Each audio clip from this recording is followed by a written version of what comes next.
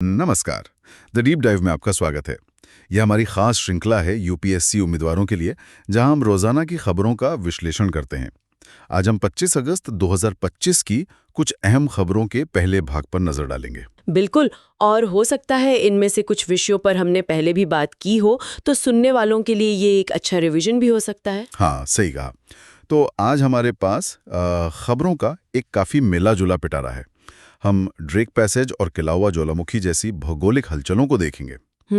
फिर स्प्राटली द्वीप समूह जैसे अंतर्राष्ट्रीय मामलों पर भी बात करेंगे जी। और साथ ही SMIL जैसी सरकारी योजनाएं, लेसर फ्लेमिंगो, टाइगर रिजर्व जैसे पर्यावरण के मुद्दे। और स्वास्थ्य से जुड़ी चिंताएं भी हैं, जैसे hand, foot and mouth disease. हाँ, और हाँ, AIBD और अंतर्राष्ट्रीय बिग कैट अलायंस जैसे अंतर्राष्ट्रीय संगठनों से जुड़ी खबरें भी हैं। काफी कुछ है आज। बिल्कुल। तो चलिए फिर इन तमाम स्रोतों और खबरों को जरा खंगालते हैं और समझने की कोशिश करते हैं कि इनमें सबसे महत्वपूर्ण और याद रखने लायक बातें क्या हैं। शुरुआत करते हैं एक ताज़ा भौगोलिक घटना से, ड्रेक पैसेज। हाल ही में वहां 7.5 तीव्रता का एक शक्तिशाली भूकंप आया और सुनामी की चेतावनी भी जारी हुई।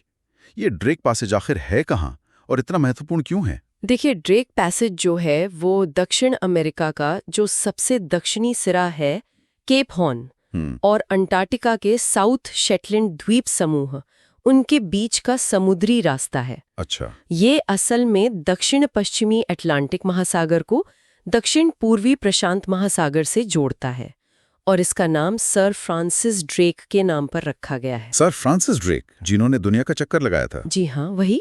वो पहले अंग्रेज कप्तान थे जिन्होंने दुनिया का चक्कर लगाया। मैंने सुना है कि ये दुनिया के सबसे खतरनाक समुद्री रास्तों में से एक है। ऐसा क्यों है? क्या सिर्फ तूफान? हाँ, इसे पार करना मतलब बहुत चुनौतीपूर्ण माना जाता है। इसकी कई वजह हैं। एक तो यहाँ दक्षिण से आने वाला ठंडा समुद्री पानी है, अंटार्कटिक सर्कुमपोलर करंट जिसे कहते हैं, और उत्तर से गर्म समुद्री पानी आता है। ये दोनों जब टकराते हैं तो शक्तिशाली भंवर बनते हैं और मौसम बहुत अस्थिर हो जाता है। अच्छा, पानी के मिलने से? हाँ, और दूसरी बात, इस लैटिट्यूड पर आसपास कोई बड़ी जमीन नहीं है जो हवाओं को रोक सके, इसलिए यहाँ बहुत तेज पश्चिमी हवाएं चलती हैं, जिन्हें फ्यूरियस 50s भी कहते हैं, और ये विशाल लहरें पैदा करती हैं। ओह। यह दक्षिणी महासागर का सबसे संकरा हिस्सा भी है, करीब 800 किलोमीटर चौड़ा, तो पानी की धाराएं और तेज हो जाती हैं। समझ गया। भौगोलिक रूप से देखें तो ये टिएरा डेल फ्यूगो के ठंडे, नम सब पोलर मौसम और अंटार्कटिका के बर्फीले ध्रुवीय क्षेत्र के बीच एक तरह का ट्रांजिशन जोन है। और पनामा नहर से पहले इसका व्यापारिक महत्व भी था। हाँ, बिल्कुल। 19वीं और 20वीं सदी की शुरुआत में पनामा नहर बनने से पहले ये व्यापार के लिए एक अहम रास्ता था। इसके खतरों के बावजूद यहाँ हवाएं ज्यादातर पश्चिम से ही चलती हैं। चलिए अब ड्रेक पैसेज से आगे बढ़ते हैं, दक्षिण चीन सागर की ओर। एक रिपोर्ट आई है कि वियतनाम स्प्रैटली द्वीप समूह में अपने दावे वाले इलाकों में द्वीप निर्माण मतलब लैंड रिक्लेमेशन का काम तेजी से बढ़ा रहा है। पहले तो ये बताएं कि ये स्प्रैटली द्वीप समूह हैं क्या और इतने विवादित क्यों हैं? स्प्रैटली द्वीप समूह ये दक्षिण चीन सागर में बिखरे हुए रीफ, शोल, एटॉल और छोटे छोटे टापुओं का एक बहुत बड़ा समूह है। इनकी लोकेशन है करीब करीब वियतनाम और फिलीपींस के बीच में। अच्छा। पूरा इलाका बहुत बड़ा है, लगभग 4 लाख वर्ग किलोमीटर से ज्यादा का, लेकिन इसमें जमीन का हिस्सा बहुत कम है। ज्यादातर या तो चट्टानें हैं या पानी में डूबी हुई संरचनाएं। सबसे बड़ा प्राकृतिक टापू है इटुआबा। इटुआबा। हाँ, यहाँ कोई स्थायी इंसानी आबादी नहीं रहती, मतलब मुख्य रूप से कछुए और समुद्री पक्षी ही मिलेंगे, और जलवायु उष्णकटिबंधीय है। तो फिर यहाँ इतना तनाव क्यों है? मतलब इतने सारे देश इन छोटे छोटे लगभग निर्जन टापुओं पर अपना हक क्यों जता रहे हैं? ये वाकई एक बहुत जटिल भू राजनीतिक पहेली है। देखिए, चीन, ताइवान और वियतनाम, ये तीनों तो पूरे के पूरे स्प्रैटली समूह पर दावा करते हैं। तीनों पूरे पर? हाँ, तीनों। जबकि मलेशिया और फिलीपींस इसके कुछ हिस्सों पर अपना दावा करते हैं। ब्रुनेई किसी द्वीप पर दावा नहीं करता, लेकिन उसका एक विशेष आर्थिक क्षेत्र EEZ इस इलाके में पड़ता है, जिसमें स्प्रैटली का एक रीफ शामिल है। तो वो उस समुद्री इलाके के संसाधनों पर अपना हक जताता है। इतिहास भी काफी उलझा हुआ है। 1930 के दशक में फ्रांस का कब्जा था, फिर दूसरे विश्व युद्ध में जापान का। युद्ध के बाद चीनी राष्ट्रवादी सरकार ने इटुआबा पर चौकी बना ली। फिर 1951 में जब जापान ने संधि में अपना दावा छोड़ा तो ताइवान, मुख्य भूमि चीन और वियतनाम सब ने कहा कि ये उनके हैं। अच्छा। और फिर 1955 में फिलीपींस ने भी दावा कर दिया, भौगोलिक निकटता के आधार पर। तो ये जो वियतनाम के निर्माण की खबर है? हाँ, ये हालिया रिपोर्ट दिखाती है कि वियतनाम भी अब वहाँ अपनी पकड़ मजबूत करने के लिए निर्माण कार्य तेज कर रहा है, शायद चीन की गतिविधियों के जवाब में। ये दावे सिर्फ जमीन के लिए नहीं है, ये सामरिक लोकेशन, समुद्री रास्तों पर नियंत्रण और सबसे महत्वपूर्ण यहाँ मौजूद संभावित तेल और गैस भंडारों के लिए भी है। मामला काफी पेचीदा है। चलिए अब भारत में एक महत्वपूर्ण सरकारी योजना पर आते हैं, SMILE योजना। खबर है कि ट्रांसजेंडर व्यक्तियों को आर्थिक रूप से सशक्त बनाने के लिए इस योजना के तहत हाल ही में 15 दिन का उद्यमिता विकास कार्यक्रम शुरू किया गया है। ये SMILE योजना असल में है क्या? SMILE, इसका पूरा नाम है support for marginalised individuals for livelihood and enterprise. Support for marginalised individuals for livelihood and enterprise. हाँ, हिंदी में कहें तो आजीविका और उद्यम के लिए हाशिए पर मौजूद व्यक्तियों हेतु सहायता। ये एक केंद्रीय क्षेत्र की योजना है, मतलब इसका पूरा पैसा और जिम्मेदारी केंद्र सरकार की है। असल में ये एक अम्ब्रेला स्कीम है जिसके नीचे 2 उपयोजनाएं आती हैं। 2 उपयोजनाएं? जी। पहली है ट्रांसजेंडर व्यक्तियों के कल्याण के लिए व्यापक पुनर्वास हेतु केंद्रीय क्षेत्र योजना, और दूसरी है भिक्षावृत्ति में लगे व्यक्तियों के व्यापक पुनर्वास हेतु केंद्रीय क्षेत्र योजना। अच्छा, तो ट्रांसजेंडर और भीख मांगने वाले व्यक्ति दोनों के लिए? बिल्कुल। ये योजना समाज के इन 2 सबसे हाशिए पर मौजूद समूहों के कल्याण और पुनर्वास पर केंद्रित है। तो इसके तहत क्या क्या प्रावधान है? खासकर ट्रांसजेंडर समुदाय के लिए क्या सुविधाएं हैं? इसमें कई महत्वपूर्ण चीजें शामिल हैं, जैसे ट्रांसजेंडर छात्रों के लिए कक्षा 9 से लेकर पोस्ट ग्रेजुएशन तक स्कॉलरशिप है ताकि वो पढ़ सकें। हाँ, ये तो अच्छा है। फिर रोजगार के लिए PM दक्ष योजना के तहत स्किल डेवलपमेंट और लाइवलीहुड के अवसर हैं। स्वास्थ्य के लिए भी सोचा गया है, PMJY के साथ मिलकर कॉम्प्रिहेंसिव मेडिकल सुविधाएं दी जाती हैं। इसमें चुनिंदा अस्पतालों के जरिए जेंडर एफर्मेशन सर्जरी का खर्च भी शामिल है। जेंडर एफर्मेशन सर्जरी भी? जी हाँ। रहने के लिए गरिमा गृह नाम से शेल्टर होम्स है, जहां भोजन, कपड़े, मनोरंजन, स्किल डेवलपमेंट, मेडिकल मदद सब मिलता है। और सुरक्षा के लिए हर राज्य में ट्रांसजेंडर प्रोटेक्शन सेल बनाने का प्रावधान है, जो उनके खिलाफ अपराधों की निगरानी करे और न्याय सुनिश्चित करे। जानकारी और मदद के लिए एक नेशनल पोर्टल और हेल्पलाइन भी है, और ये सब सामाजिक न्याय और अधिकारिता मंत्रालय के अंतर्गत आता है। लक्ष्य सिर्फ मदद देना नहीं, बल्कि उन्हें सम्मान और आत्मनिर्भरता देना है। बहुत व्यापक योजना लगती है ये। चलिए अब दुनिया के दूसरे कोने में चलते हैं, हवाई। वहां का किला हुआ ज्वालामुखी फिर से फट गया है। ये तो दुनिया के सबसे सक्रिय ज्वालामुखियों में से एक है। इसके बारे में कुछ और बताइए। जी हाँ, किलाउआ ये अमेरिका के हवाई राज्य में है। हवाई द्वीप, जिसे बिग आइलैंड भी कहते हैं, उसके दक्षिण पूर्वी हिस्से में है।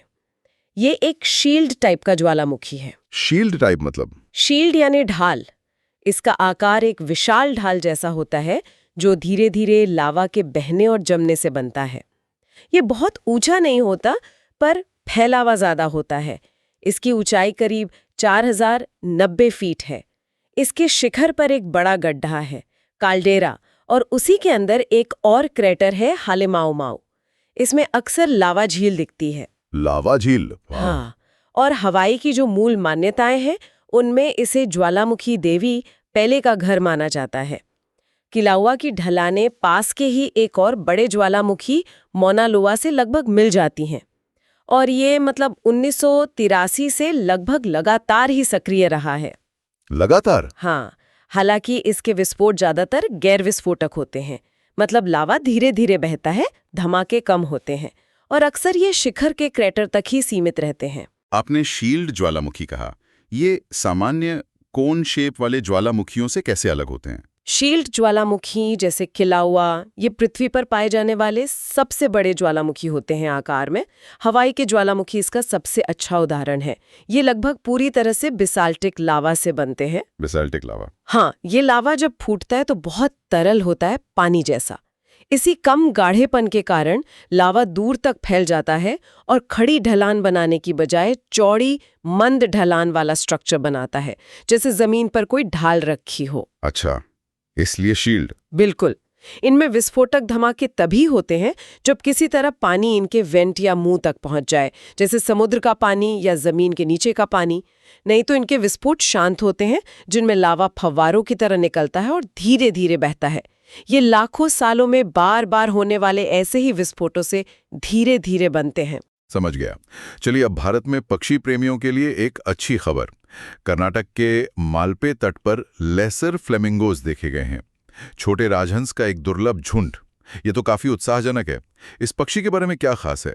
लेसर फ्लेमिंगो ये दुनिया की जो 6 फ्लेमिंगो प्रजातियां हैं उनमें सबसे छोटा है और संख्या में सबसे ज्यादा पाया जाने वाला भी। इसका साइंटिफिक नाम है फोनिकोनाया माइनर। फोनिकोनायाज माइनर। जी, ये मुख्य रूप से उप सहारा अफ्रीका और पश्चिमी भारत के कुछ हिस्सों में मिलते हैं, जैसे गुजरात के कच्छ में। कभी कभी ये अपने सामान्य ठिकाने से भटककर दूसरी जगहों पर भी दिख जाते हैं, जैसा शायद मालपे में हुआ। अच्छा। इन्हें रहने के लिए खास तरह की जगह पसंद है।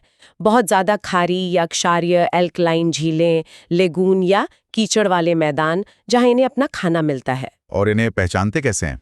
और क्या ये सुरक्षित हैं? मतलब इनकी संरक्षण स्थिति क्या है? इनकी पहचान आसान है। चमकीले गुलाबी पंख, लंबी पतली टांगें, लाल आंखें। लेकिन सबसे खास है इनकी चोंच। गहरे लाल रंग की होती है और उसका सिरा या टिप काला होता है। ये चोंच एक फिल्टर की तरह काम करती है, जिससे ये पानी से बहुत छोटे शैवाल और डाइटम छानकर खाते हैं। अच्छा, फिल्टर फीडिंग। हाँ, एक और पहचान है कि इनमें पीछे की ओर एक छोटा पंजा होता है, हेलिक्स, जो कुछ दूसरी फ्लेमिंगो प्रजातियों में नहीं होता। नर मादा से थोड़े बड़े होते हैं। ये झुंड में रहने वाले पक्षी हैं, अक्सर हजारों की संख्या में दिखते हैं, और ये क्रमिक रूप से एक संगामी होते हैं, मतलब हर ब्रीडिंग सीजन में जोड़ा बदल सकते हैं। और संरक्षण? जहां तक संरक्षण की बात है, IUCN रेड लिस्ट में इन्हें संकट के निकट यानी नियर थ्रेटेंड श्रेणी में रखा गया है। ओह, नियर थ्रेटेंड। संख्या तो ज्यादा बताई आपने।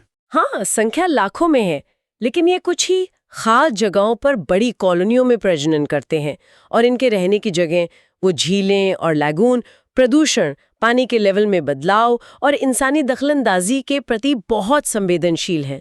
इसलिए इन पर खतरा बना हुआ है। ये चिंता की बात है। चलिए, अब स्वास्थ्य से जुड़ी एक खबर दिल्ली से। राष्ट्रीय राजधानी में खासकर बच्चों में hand, foot and mouth disease HFMD के मामले बढ़ रहे हैं। ये बीमारी क्या है? Hand, foot and mouth disease या HFMD एक आम वायरल इन्फेक्शन है।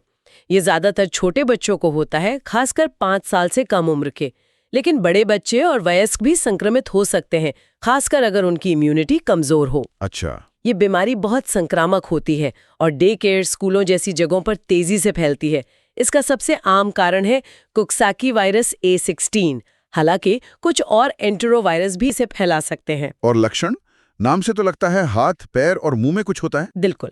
इसके मुख्य लक्षण हैं मुंह के अंदर दर्द वाले छाले और हाथों की हथेलियों और पैरों के तलवों पर बिना खुजली वाले दाने या छोटे छाले। कभी कभी ये दाने कूल्हों और जांघों पर भी हो सकते हैं।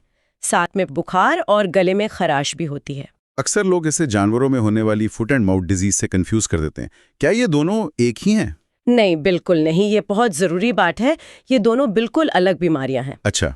Hand, foot and mouth disease इंसानों में होती है और इसका कारण कोक्साकी वायरस या दूसरे एंट्रोवायरस है, जबकि फुट एंड माउथ डिजीज, जिसे खुरपका मुंह पका रोग कहते हैं, वो गाय, भैंस, भेड़, बकरी, सूअर जैसे खुर वाले जानवरों में होती है और उसका वायरस अलग है, एफ्टोवायरस। तो मतलब जानवरों वाली बीमारी इंसानों को नहीं होती? बिल्कुल नहीं।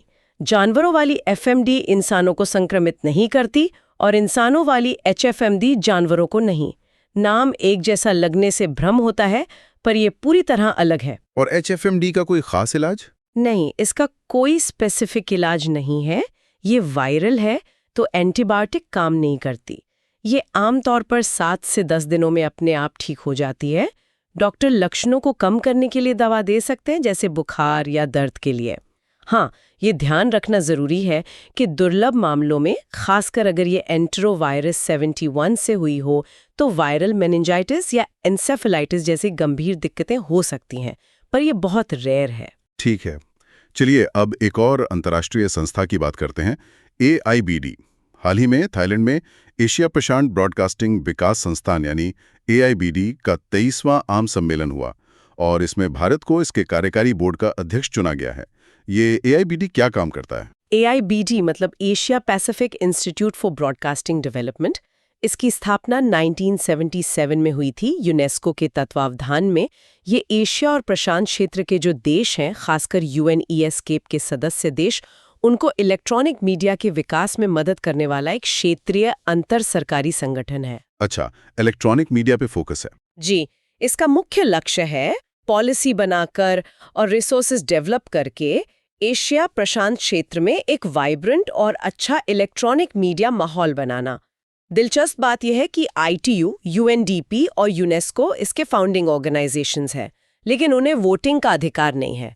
इसका हेडक्वार्टर मलेशिया के कुआलालंपुर में है। और भारत की इसमें क्या भूमिका रही है?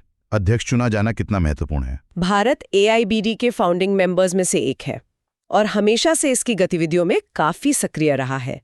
इससे पहले भी भारत 2016 में AIBD एग्जीक्यूटिव काउंसिल का अध्यक्ष रह चुका है। अच्छा, पहले भी? हाँ, भारत का जो पब्लिक सर्विस ब्रॉडकास्टर है प्रसार भारती, वही AIBD में भारत सरकार के सूचना और प्रसारण मंत्रालय का प्रतिनिधित्व करता है।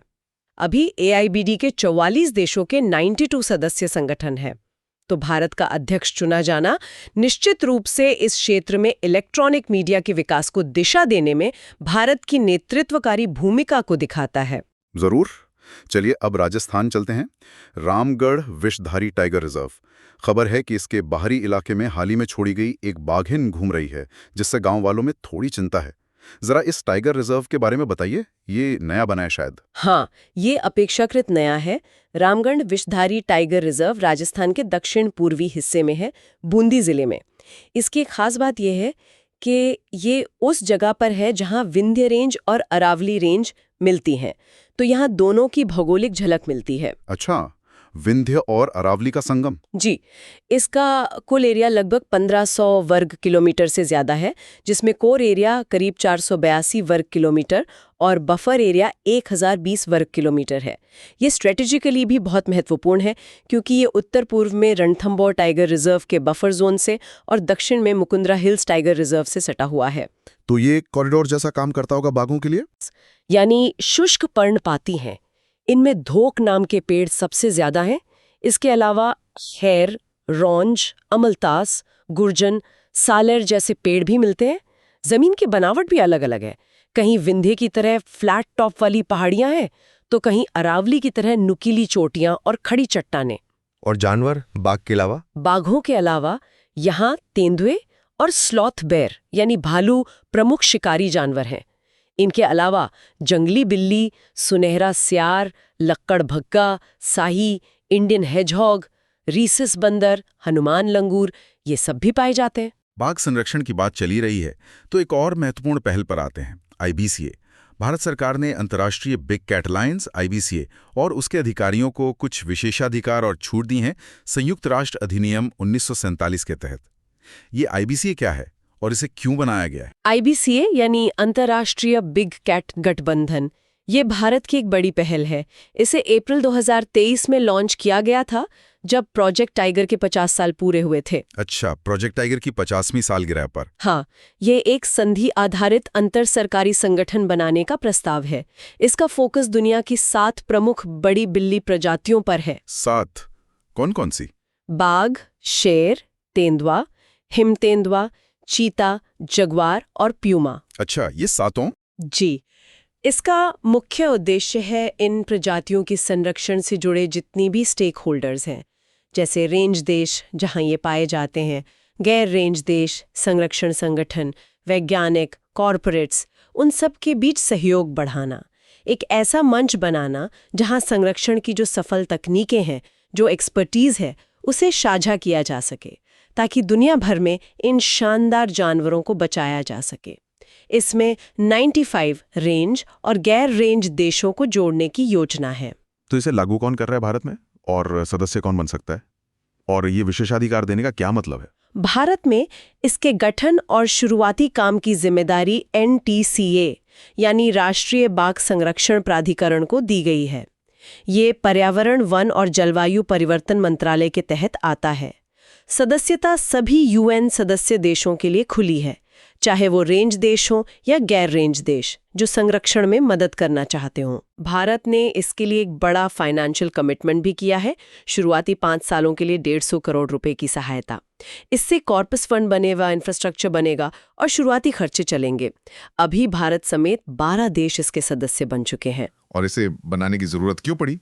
जरूरत इसलिए पड़ी क्योंकि अवैध शिकार, अवैध वाइल्ड लाइफ ट्रेड और इनके घरों का सिकुड़ना, ये इन सभी बड़ी बिल्लियों के लिए बहुत बड़ा खतरा है। इनसे निपटने के लिए अंतर्राष्ट्रीय सहयोग, खासकर बॉर्डर पार सहयोग बहुत जरूरी है। और ये विशेषाधिकार? हाँ, संयुक्त राष्ट्र अधिनियम के तहत विशेषाधिकार और उन्मुक्ति देने का मतलब है कि इस संगठन को भारत में स्वतंत्र रूप से काम करने के लिए कुछ डिप्लोमेटिक छूट जैसी सुविधाएं मिलेंगी। इससे इसका काम आसानी से चल सकेगा। समझ गया। अब आज की चर्चा के आखिरी विषय पर आते हैं, सुंदरबन टाइगर रिजर्व। हाल ही में राष्ट्रीय वन्यजीव बोर्ड की स्थायी समिति ने पश्चिम बंगाल सरकार के प्रस्ताव को मंजूरी दी है, जिससे इस रिजर्व का एरिया बढ़ाया जा रहा है और इससे ये भारत का दूसरा सबसे बड़ा टाइगर रिजर्व बन गया है। ये तो वाकई बड़ी खबर है। जी हाँ, ये बहुत महत्वपूर्ण कदम है। सुंदरबन टाइगर रिजर्व, जैसा हम जानते हैं, पश्चिम बंगाल के दक्षिणी तटीय जिलों में है, बंगाल की खाड़ी के किनारे। ये दुनिया के सबसे बड़े डेल्टा सुंदरबन का भारतीय हिस्सा है, जो गंगा, ब्रह्मपुत्र और मेघना नदियों से बना है। ये सिर्फ टाइगर रिजर्व ही नहीं है, बल्कि national park, UNESCO world heritage site और बायोस्फीयर रिजर्व भी है। और इसकी सबसे खास बात? इसकी सबसे अनूठी बात यह है कि यह बांग्लादेश के साथ मिलकर दुनिया का अकेला मैंग्रोव जंगल है, जहां बाघों की अच्छी खासी आबादी रहती है और ये बाघ यहाँ के खारे पानी और कीचड़ वाले माहौल में रहने के आदी हो गए हैं। अद्भुत। तो इसकी सीमाएं क्या हैं और वहां कैसी वनस्पति और जीव जंतु मिलते हैं? इस विस्तार का क्या महत्व है? इसकी सीमाएं ज्यादातर नदियों से बनती हैं। पूरब में बांग्लादेश के साथ अंतर्राष्ट्रीय सीमा है, जो हरिणभांगा, रायमंगल और कालिंदी नदियों से बनती है। दक्षिण में बंगाल की खाड़ी, पश्चिम में मतला नदी और उत्तर पश्चिम में विद्या और गोमती नदियां। वनस्पति में मुख्य रूप से मैंग्रोव पेड़ हैं, जैसे सुंदरी, गेवा, गोरान वगैरह। साथ ही मैंग्रोव से जुड़ी दूसरी वनस्पतियां और झाड़ियां भी हैं। और जानवर टाइगर के अलावा? रॉयल बंगाल टाइगर के अलावा यहाँ फिशिंग कैट, खारे पानी के मगरमच्छ, Ganga dolphin, Irrawaddy dolphin, king cobra, water monitor lizard जैसी कई दुर्लभ और महत्वपूर्ण प्रजातियां भी हैं। और ये जो एरिया बढ़ाया गया है? हाँ, NBWL ने जो एरिया बढ़ाने को मंजूरी दी है, उससे न केवल ये भारत का दूसरा सबसे बड़ा टाइगर रिजर्व बन गया है नागार्जुन सागर, श्रीशैलम के बाद, बल्कि इससे बाघों और बाकी जानवरों के लिए एक बड़ा और बेहतर संरक्षित इलाका मिलेगा, जो कि क्लाइमेट चेंज और बढ़ते समुद्री जल स्तर के खतरों को देखते हुए और भी ज्यादा जरूरी हो जाता है। बिल्कुल। तो आज हमने वाकई कई अलग अलग और महत्वपूर्ण विषयों पर गहराई से बात की। जी। ड्रेक पैसेज के भूकंपीय जोखिम से लेकर सुंदरबन के विस्तार तक, स्प्रैटली द्वीप के जटिल दावों से लेकर SIML योजना के सामाजिक सरोकारों तक, और किलावा की गतिविधि से लेकर IBCA जैसी वैश्विक संरक्षण पहलों तक, तो इन सब का क्या मतलब निकालें, एक सार क्या है? हाँ, आज की चर्चा ने हमें दिखाया कि दुनिया कितनी विविध है और कैसे चीजें आपस में जुड़ी हुई हैं।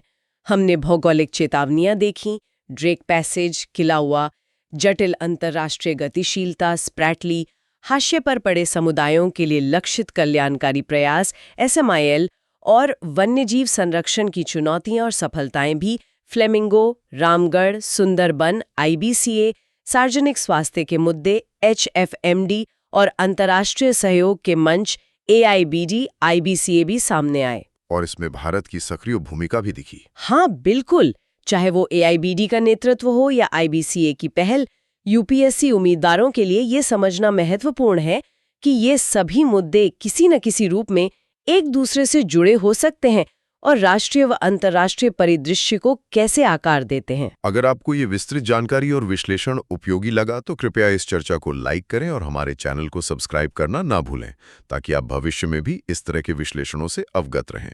आज के लिए बस इतना ही। हाँ, बस एक विचार जाते जाते हमने देखा कि कैसे IABCA 7 बड़ी बिल्ली प्रजातियों के संरक्षण के लिए देशों को एक साथ ला रहा है। इन प्रजातियों को काफी अटेंशन भी मिलता है। तो क्या इसी तरह का एक केंद्रित वैश्विक सहयोग छोटी लेकिन पारिस्थितिक रूप से उतनी ही महत्वपूर्ण लुप्तप्राय प्रजातियों के लिए भी बन सकता है? जैसे लेसा फ्लेमिंगो, जिनके आवास अक्सर कई देशों की सीमाओं में फैले होते हैं और जिन्हें शायद उतनी सुर्खियां नहीं मिलती। क्या हम उनके लिए भी ऐसा ही कोई वैश्विक गठबंधन बना सकते हैं? इस पर सोचिएगा जरूर। दिलचस्प सवाल है, जरूर सोचेंगे। अगली बार तक सीखते रहें।